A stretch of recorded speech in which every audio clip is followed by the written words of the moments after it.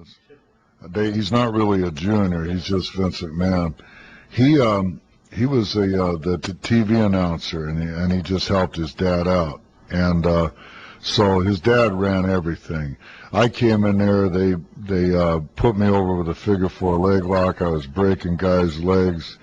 They were carrying them out as fast as I could wrestle them. And they were building me up for Bob Backlund, who was the world champion at the time. And the first time I ever wrestled, actually, that wasn't on television. My first main event in New York, in the territory there, was Madison Square Garden against Bob Backlund. There was a big snowstorm, but the place was still sold out. And I wrestled Bob, and we went 1 hour to the time limit, so it was a tie. It was a no contest. 1 hour with Bob Backlund. Let me tell you, that wasn't easy, because Bob Backlund was a great NCAA champion. I never thought he was the greatest pro wrestler, because he didn't really have all the razzmatazz and the showbiz, but he was a great man. He's a great wrestler, and I took my time with him, and I was one of the few wrestlers that could have a real quality match with Bob Backlund. Okay. Let's see. Now, as we move on here, in your great legendary career as a pro wrestler, for those that are listening at home who don't know much about you, how many championships have you won total in your career? Well, probably 30, 40. I don't know. I could sit down and count them out, but yeah, there's a bunch of them. I mean, after I left New York in 1981, I went back to the Carolinas and went back there and wrestled Wahoo McDaniel, broke his leg, and became the United States champion down there. And then I went back to New York again and did a big feud with Pedro Morales, where I suplexed him on a cement floor. Went back, turned around and went back to the NWA in Charlotte again. And then I started that legendary feud with Roddy Piper, and that's where we finished off with a dog collar match on the very first pay-per-view, closed circuit ever in 1983. This is before the first WrestleMania or anything. It was Roddy Piper, dog collar match against Greg the Hammer Valentine for the U.S. belt. He beat me because that was his kind of match, but I still retained the title. Eventually, though, we both left, and we both ended up and winded up and started our career in the late actually it was 84, yeah. 84, we came into New York. Okay. Let's see. That dog collar match, wasn't that from Starrcade, like the first Starrcade pay-per-view? Yeah, it's out of Vince, of course, bought up all the tapes and everything from the Mid-Atlantic, and he's got it out on a DVD set right now, and it's a tremendous match. You ever get a chance to watch, any of the people listening to the radio, if they ever get a chance to go out and pick up the greatest 15 stars of the 80s, I believe that's what it's called, and yeah, and it's a phenomenal match I have in there with Tito, an Indian strap match, and also that dog collar match, which was, that was, even before that was out on DVD, people would stop me in the airports and all over the place, because I still do a lot of traveling, and they would always mention that match. So a pretty brutal match, a pretty good match, a classic in your memory of great matches that you've had. Now going back to your way before you started, we're kind of switching guns here, way before you started being a pro wrestler, when you first started, how brutal was the training? Well, I was a young kid, and I was in good shape, and I had good genes, because after all, I was Johnny Valentine's son.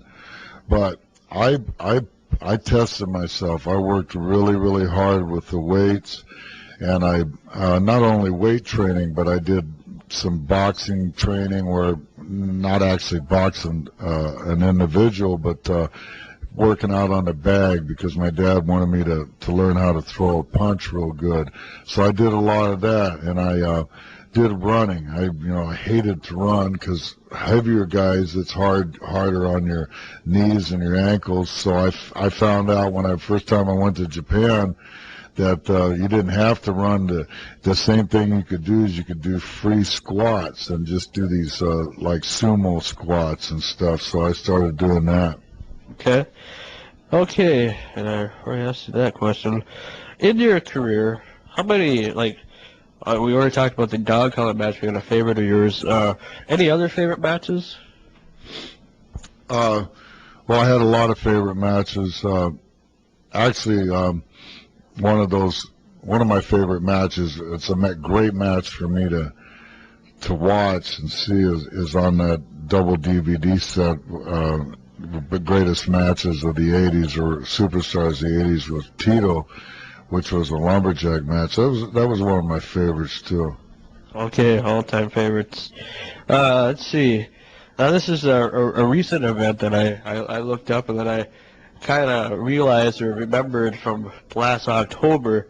I remember seeing you on WWE Raw's Homecoming to the USA Network on October 3rd, 2005 in Dallas, Texas.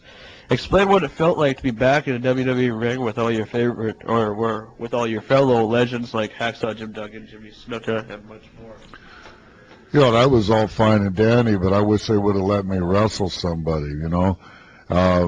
Standing around in a ring is one thing, but I actually, you know, I would have been thrilled if they would have just brought me back and let me wrestle somebody.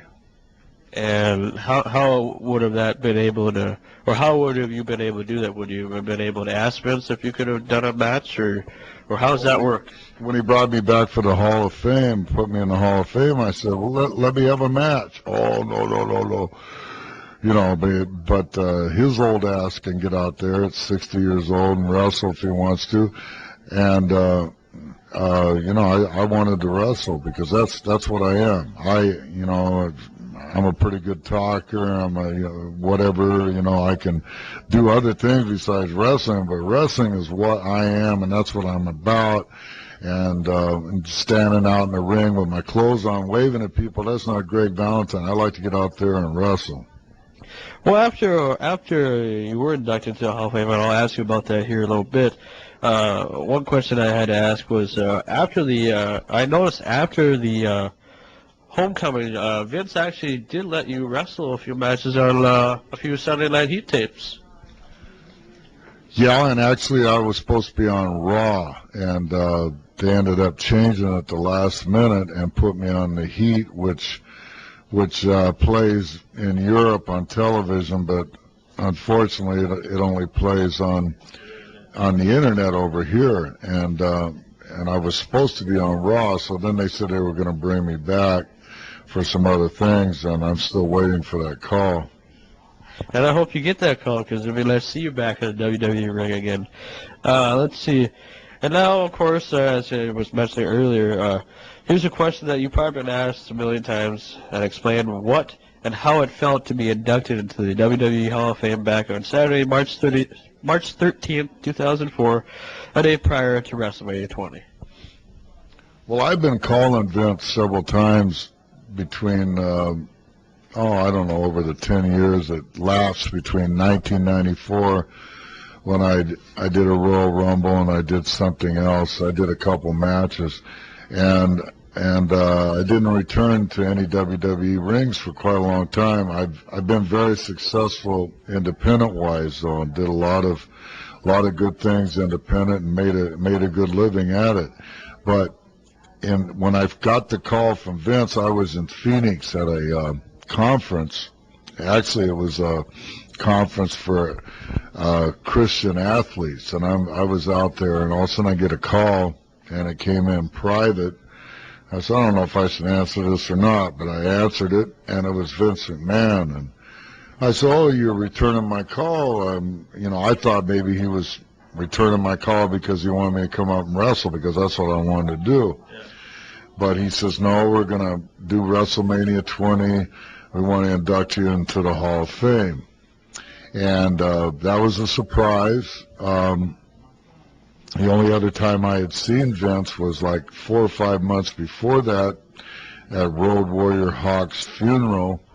in Tampa, Florida, and right close to where I live, and I was good friends with Hawk, and I saw Vince there, and he was very, very friendly to me, and so I think maybe that connection, and in fact he wanted to start up the Hall of Fame because he really hadn't inducted anybody for a while, and so that made me feel really good, yeah. And it was well, this is actually before they allowed, they just recently started allowing people on USA Network or Spike TV, or let's just see, the WrestleMania 21 they had on Spike TV, the Hall of Fame last year, and then this year they had on USA Network. They did have a discount on the Hall of Fame, and you remember that any matches